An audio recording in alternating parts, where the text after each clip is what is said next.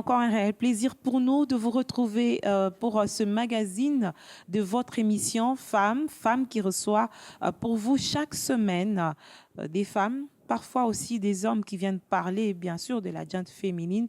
Et aujourd'hui, nous recevons Muriel Friedman Verneau. Elle est présidente de la Fondation Verneau. Elle nous vient de la France. Elle est là, bien sûr, dans le cadre des actions de cette fondation. Bienvenue à vous, madame. Oui, bonjour, merci beaucoup. Alors, vous êtes à Kinshasa dans le cadre des actions menées par la Fondation Verneau. Nous, on va revenir à la genèse de l'histoire de cette fondation. D'où est venue l'idée de mettre en place une fondation? C'est une très bonne question. C'est la raison d'être. Voilà, donc papa était le pasteur ici à Kinshasa, le pasteur Jacques Verneau, que beaucoup de personnes connaissent. Et avant son décès, il avait encore quelques objectifs dans sa vie. Il voulait encore construire un bateau sur le fleuve Congo qui pourrait joindre les populations démunies pour leur apporter l'évangile, surtout le vrai évangile, parce qu'il y a beaucoup d'évangiles mélangés et des faux évangiles, avec en même temps des soins médicaux. Waouh, un bon projet qui n'a pas tenu malheureusement. Voilà, c'est un projet qui n'a pas abouti. Et quand il est décédé, maman, avec les 3 filles et la famille, on s'est mis ensemble, on a dit il faut qu'on continue ce projet. Il y a des fonds qui ont été levés là-dessus. Pour ce projet, nous voulons continuer. Alors, ça nous a mis du temps, un peu de temps pour vraiment nous organiser à créer quelque chose. L'organisation de la Fondation Jacques Verneau a été mise en place très peu de temps après. Et ensuite, il fallait vraiment cibler ce que nous allions faire. Et c'était là toute la difficulté de comment faire, étant donné que nous sommes un peu espacés. Voilà, c'est ce qui a pris du temps entre sa mort et les débuts des actions que vous menez sur le terrain. Alors, depuis que vous avez mis en place cette fondation, c'est vrai, on parle maintenant en termes d'action. Quelle est l'action que vous avez, les actions que vous avez déjà menées? Voilà. Nous avons cherché donc avec l'appui du ministère de la Santé quels étaient les besoins réels de la population au Congo. Ils ont expliqué qu'il manquait de spécialistes, en particulier pour les dents et pour les yeux. Oui, Alors, il n'y en a pas assez. c'est exact. Alors, entre les deux, on a souhaité commencer par le soin des yeux en ophtalmologie. On a d'abord cherché un ophtalmologue qui pouvait travailler avec nous. Sur Et place à Kinshasa ou sur, des étrangers? non, c'est des ophtalmologues sur place à Kinshasa. OK. Et nous avons souhaité commencer au bord du fleuve. Bon, évidemment, on n'a pas le bateau aujourd'hui, mais dans l'idée d'avoir un bateau un jour, pourquoi pas, c'est l'idée de vraiment aider la population au bord du fleuve. Donc, nous sommes d'abord allés à Maluku. À Maluku, nous sommes allés plusieurs fois. Il faut savoir que, quelque part, malheureusement, nous avons commencé notre première action après le décès même de maman. Oui. Même de maman. Mhm. Et, mais c'est, voilà, enfin, on va dire c'est pas grave, le travail continue. Avec maman, on avait déjà un objectif d'aller à Maluku, donc elle le savait avant de partir. Mhm. Et à Maluku, nous sommes allés plusieurs fois, 6 fois pour être exact. Et cette fois-ci, nous sommes partis à plus loin. Nous sommes partis plus loin. Vers le Bandundu. Vers le Bandundu, nous sommes OK. partis jusqu'à Kwamut. Et qu'est-ce que vous avez fait exactement là-bas? Alors à Kwamut, nous sommes déjà nous sommes allés par le biais du fleuve. Nous avons loué un bateau. Nous sommes allés jusqu'à Kwamut avec 5 heures de voyage, pardon. Et nous étions une équipe de 8 personnes avec 2 ophtalmologues, 2 assistantes et une équipe de pasteurs et d'aide pour l'avancement, les créations de fiches, le suivi des personnes, le moment de prière et tout. Alors les pasteurs ont effectivement d'abord commencé à prêcher la parole aux personnes qui étaient présentes et ensuite nous avons donné des soins gratuits, tout est entièrement gratuit. Les ophtalmologues qui connaissent très bien leur métier ont pu ausculter les yeux de chaque personne. Et voilà, enfin, et on avait aussi des lunettes que j'avais ramenées de France. Il y a tout un programme. Et pour vous dire, d'abord, nous avions fait un voyage de reconnaissance. Et nous étions vraiment très bien accueillis Par la population? déjà par la population, mais Oui, encore avant cela, par les autorités, oui, oui, par oui. le médecin-chef de zone et par le médecin-chef de l'hôpital de référence de Kwamut. Sur place, ces personnes étaient vraiment heureux qu'une fondation, qu'une organisation soit intéressée à venir aider la population sur Surtout place. dans ces secteurs-là, il y a moins des gens qui s'intéressent à l'ophtalmologie. Déjà ça. Oui. Et pour dire vrai, c'était les premiers ophtalmologues qui sont jamais arrivés à Arrivé, Kwamut. C'est waouh. ce qu'on nous a dit. Mhm. Alors, quand on est arrivé, ils étaient quelque part soulagés parce qu'ils se disent, est-ce qu'ils vont vraiment venir? Oui, nous sommes vraiment venus. Nous sommes vraiment venus. On a beaucoup travaillé. La population était ravie. Waouh. Et donc, vous avez mené cette action. Environ combien de personnes ont Pendant, bénéficié de votre générosité? pendant 4 jours de travail intense, on a pu ausculter 540 personnes. 540 personnes. Mhm. Pendant combien de jours? Alors, on était présents 6 jours, mais 4 jours de travail en médecine. OK. Et Mhm. en parlant justement de ce que vous faites, pourquoi vous avez préféré associer le côté évangélisation à vos actions de générosité, de bienfaisance? Ça marche bien? Oui, tout à fait. En fait, comme c'est un peu l'exemple que nous suivons, notre exemple, c'est Jésus-Christ. Et lui-même prêchait partout dans les synagogues et il guérissait les malades. Bon, nous amenons les médecins, mais nous croyons toujours à la guérison divine possible. Mhm. Et donc pour nous, c'est un moyen d'apporter de l'aide aux personnes. Nous prêchons la parole de Dieu. Certes, nous soignons tous ceux qui viennent vers nous, C'est ce que j'allais dire. sans discrimination. Oh, ça ne serait pas une condition pour que les gens puissent bénéficier de votre action. En retour, vous acceptez Jésus-Christ sur place et puis on vous soigne. Non, non, absolument pas. Non, non. C'est juste, c'est le Saint-Esprit qui doit travailler dans le cœur, c'est pas nous. Nous, OK. nous. nous obéissons à la parole de Dieu, nous proclamons les vérités et nous soignons toute personne. Et ce côté religieux a marché. Il y a eu des âmes qui sont venues à Christ. Effectivement, il y a eu des bons résultats. Bon, personnellement, je ne parle pas 100% lingala, alors j'ai un petit peu de mal à communiquer avec certaines personnes, mais je sais que Les beaucoup de pasteurs vous ont quand même donné un feedback Voilà, positif. voilà. D'après eux, oui, effectivement, il y a eu des retombées. Il y a eu des gens qui ont accepté Jésus dans leur cœur, qui ont même demandé de la prière. Oui, nous voyons beaucoup de cas difficiles, des cas pour lesquels même les médecins sur place ne peuvent rien faire. Tout à fait. Notamment la cataracte. C'est une opération assez simple à faire, mais aujourd'hui, nous ne sommes pas encore équipés, à mon grand regret. Nous souhaitons vraiment pouvoir opérer et donner la vue aux personnes qui sont touchées par la cataracte, parce que c'est une opération simple. Mais Ça viendra dans les jours à venir. ça viendra, je ne sais pas quand exactement. Nous souhaitons vraiment avoir une bonne technique. Nous souhaitons former aussi des ophtalmologues pour la meilleure technique possible, voire peut-être faire venir d'autres ophtalmologues qui Oui, des puissent faire étrangers. cela. Mhm. Voilà, on ne sait pas. On essaye de s'organiser, mais nous avançons petit à petit, pas à pas. Il y a l'aventure, c'est un petit peu l'inconnu devant nous, mais pas à pas, nous avançons avec assurance. Vous avancez avec assurance parce que vous êtes chrétienne, vous avez votre foi aussi. Parler d'une fondation, ça relève des actions sur le terrain. Quand on parle d'action, il faut de l'argent. Où est-ce que vous trouvez de l'argent, Madame Muriel? Donc initialement, papa avait levé des fonds pour la création d'un bateau, parce que lui, il avait le but de fabriquer le bateau ici à Kinshasa.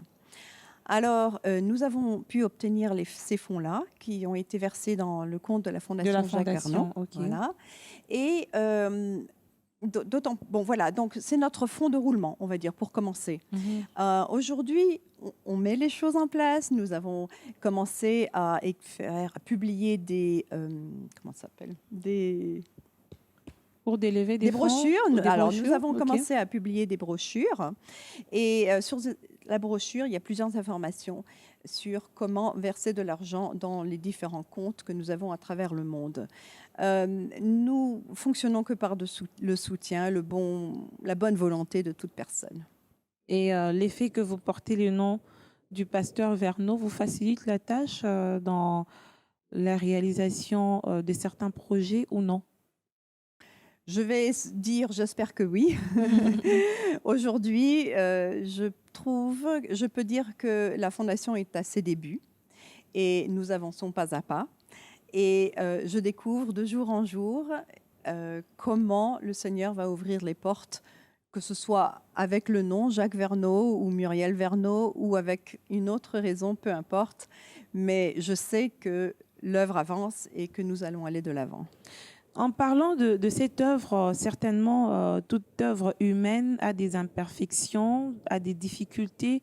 Est-ce que sur le terrain, vous rencontrez des difficultés depuis la mise en place de cette fondation? Non, je peux dire que sur le terrain, on n'a pas trouvé de difficultés. Bien sûr, la population est toujours ravie de pouvoir avoir des soins. Elle est toujours aussi ouverte à recevoir des enseignements, quels qu'ils soient. Et justement, c'est là notre but de vouloir la vérité. Encore, j'ai pu entendre mon père répéter, Oui, vous voulez la vérité? Lisez la Bible la et Bible. imprégnez-vous de la Bible. C'est là la vérité. Ah, vous avez bien gardé ces mots. Vous avez bien gardé ces mots. Et qu'est-ce que vous envisagez faire dans les jours à venir? Vous avez parlé des opérations de cataracte. Ça fait partie des projets. Vous comptez revenir quand, avec quoi Voilà. de concret? Alors, notre prochaine action, nous le prévoyons avant la fin de l'année. Il faut savoir que nous n'avons pas encore fait un grand lancement de la Fondation. En septembre, nous souhaitons le faire. Nous allons avoir célébrer, pas vraiment, mais nous allons nous souvenir qu'il y a 10 ans, papa nous avait quittés. Oui, ça fait 10 ans. Voilà. Et par la même occasion, nous voulons avoir un événement autour de la Fondation Jacques Verneau, expliquer ce que nous faisons, comment nous le faisons, par quels moyens et où nous allons aller. Et par la suite, juste après, nous souhaitons retourner à Kwamouth, justement, parce que le besoin était grand. On nous a vraiment demandé de revenir pour répondre à ce Pourquoi besoin. Kwamouth? Parce que vous aviez suivi en fait les traces de papa par rapport à ce qu'il avait comme ambition. Il comptait y aller ou bien c'est un autre site que vous avez choisi? Kwamouth, je ne connaissais pas auparavant, absolument pas. Ça a apparu sur la carte. Je crois que ça a apparu sur la carte de notre équipe quand on pensait peut-être aller jusqu'à Bolobo. Ok. On s'est dit, bon, on était à Maluku, mais allons plus loin, allons Bolobo. Pourquoi Bolobo? Papa a beaucoup été à Bolobo dans les années oui. 70, 70. Et on s'est dit, allons plus loin, allons là-bas. Mais sur la carte, Kwamouth est apparu, c'est entre Maluku et Bolobo, et c'est moins loin. Et c'est une population que, voilà, pourquoi pas là d'abord? Avant d'aller jusqu'à Bolobo, on s'arrête à Kwamouth. Waouh. L'on espère que cette contrée va bénéficier réellement de ces actions et surtout en tant que chrétienne, ça sera une contrée où Jésus-Christ va faire aussi son travail. En parlant de vous, Madame Muriel, vous êtes fille du pasteur Verneau. On ne peut pas parler de cette fondation et ne pas parler bien sûr du pasteur Verneau 10 ans après qu'il soit parti. Est-ce que vous êtes fière de ce qu'il a fait comme travail ici en République démocratique du Congo? Vous vous sentez à l'aise après sa mort? Quand vous revenez, vous êtes toujours chez vous? Comment ça se passe? Oui, très bonne question. Je suis chez moi ici à Kinshasa. Vraiment, je suis chez moi. Je n'ai pas de chauffeur, je prends une voiture, n'importe laquelle, même une conduite à droite, je suis chez moi, je me faufile dans le trafic de quinoa. Et bien sûr, les choses changent à Kinshasa, mais mon cœur est toujours ici à Kinshasa, mon cœur est au Congo, notamment quand j'étais à Kwamouth, vraiment quand je marchais dans les sentiers, dans le village, je me souvenais Beaucoup de souvenirs d'enfance. Oui, beaucoup de souvenirs d'enfance. Pourquoi? Parce que malgré le fait qu'on n'était que... Moi, j'ai grandi à Kinshasa. On était à Kinshasa, mais on suivait papa qui prêchait dans les différentes églises, dans les différents quartiers. Dans son travail de missionnaire? Dans son travail de missionnaire. Et nous le suivions dans les différentes églises. Et à l'époque, Kinshasa n'était pas comme aujourd'hui. Je dirais, et c'était plutôt comme Kwamouth. Enfin, Oui. certains secteurs étaient comme Kwamouth. Donc, je me revoyais petite à me faufiler dans le sable avec des enfants qui jouent à gauche, à droite, comme avant. Et c'est là que j'ai dit, waouh, c'est vraiment là que j'appartiens. Et voilà. Et votre papa, ce qu'il a eu à faire dans l'Évangile en tant que pasteur, Bon. aujourd'hui, quand vous revenez, vous ressassez encore ses œuvres malgré qu'il soit parti. Vous êtes à l'aise. Comment ça se passe? Ressasser ses œuvres, c'est peut-être beaucoup dire. Je sais que papa avait un grand impact à Kinshasa. D'abord, il y a tout un historique de mon papa. C'est que dans les années 80 qu'il a commencé la première église La Borne, hein, et après elles se sont démultipliées parce que lui-même, il avait une certaine vision, une certaine rigueur, une certaine discipline qu'il a voulu instaurer à tout le monde et surtout la vision de la mission. Et c'est la raison pour laquelle La Borne s'est démultipliée à travers Kinshasa, pays, oui. à travers le pays, à travers le monde Mhm. même, sans qu'il l'ait voulu. Mais c'est la mission. Et la mission, elle est partout. Elle n'est pas que au Congo, bien sûr. Elle est partout dans le monde. Vous-même, vous êtes pasteur?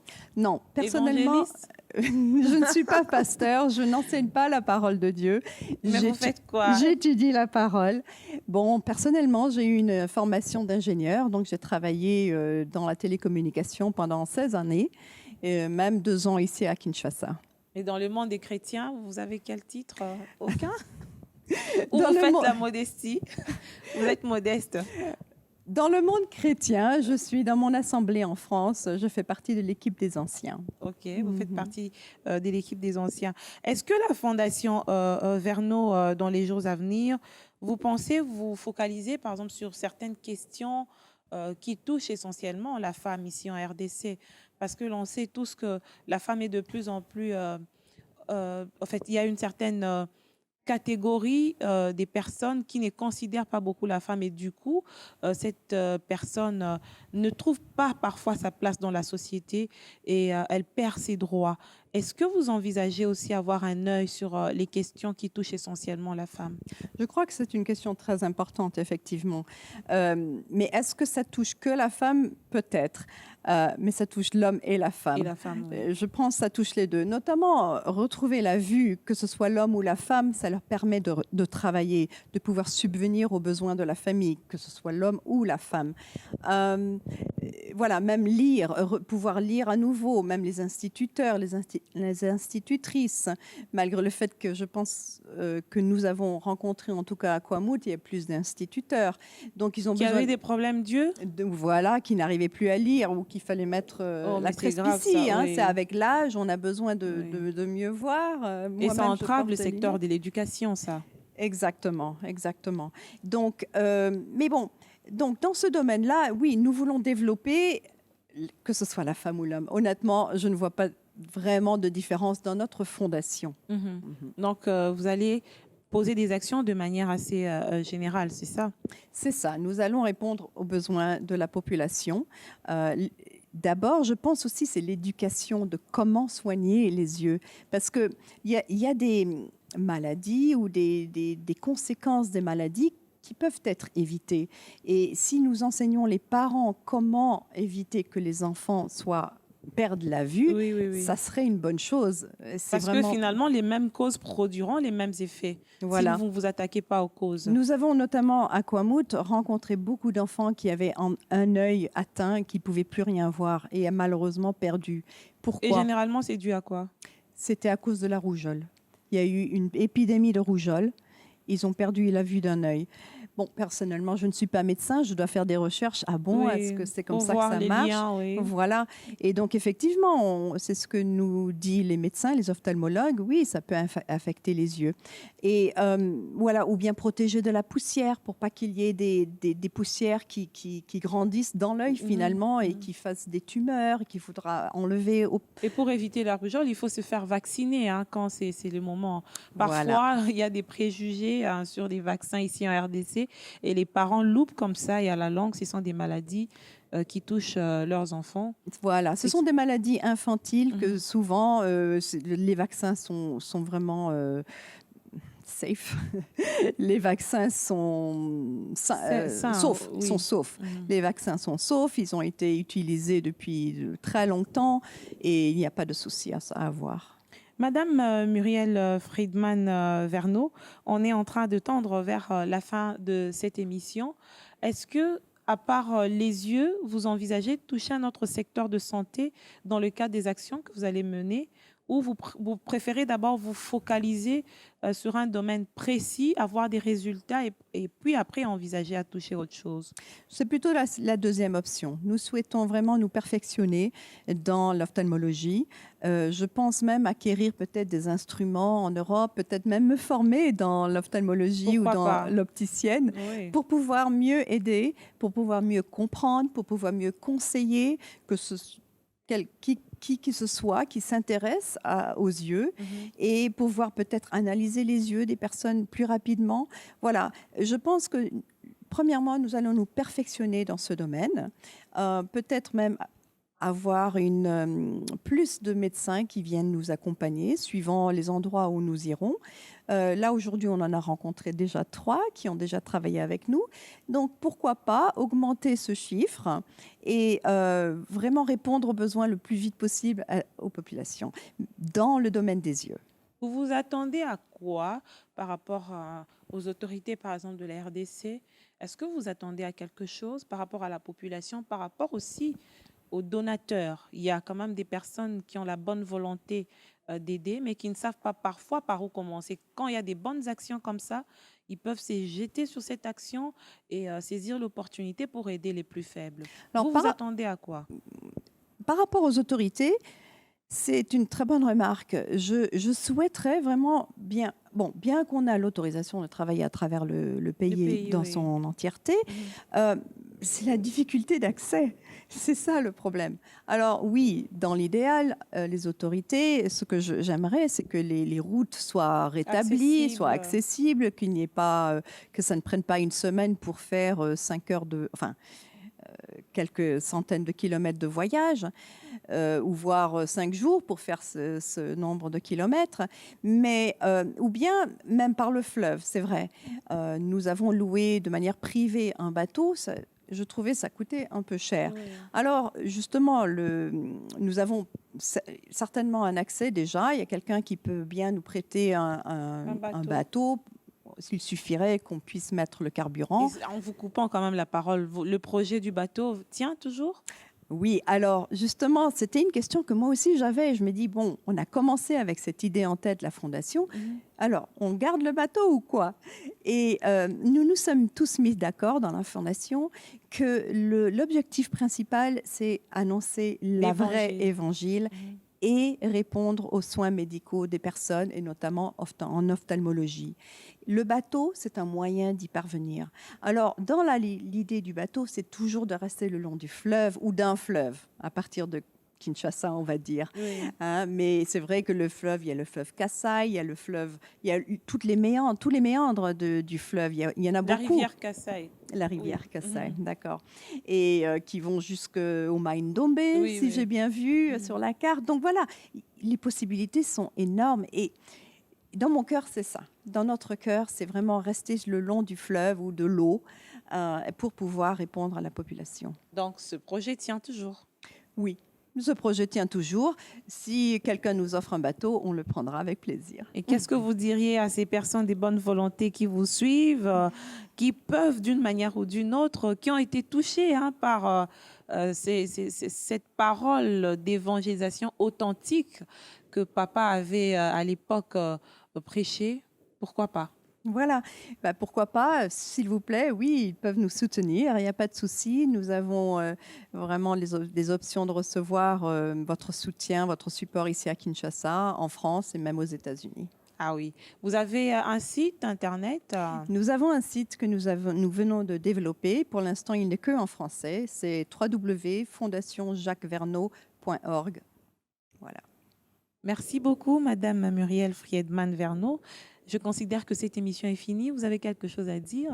Non, je remercie vraiment Biwan et vous, Madame Faza, pour cet entretien très intéressant. Merci. Merci. Madame, Messieurs, c'était Madame Muriel Friedman-Verneau, présidente de la Fondation Verneau. Avec elle, nous sommes revenus sur les actions de cette fondation, les perspectives en ramassant, bien sûr, quelques difficultés rencontrées sur le terrain. Merci à vous d'adhérer à cette vision, surtout en mémoire de ce pasteur que nous avons eu, le combattant dans l'évangile authentique authentique, pour l'évangile authentique, allais-je dire, le pasteur Jacques Verneau, qui a beaucoup s'aimé dans ce secteur. En tout cas, il y a des œuvres qui continuent à parler, notamment cette fondation. Merci à vous de nous avoir suivis et je vous retrouve très bientôt sur BON Télévision.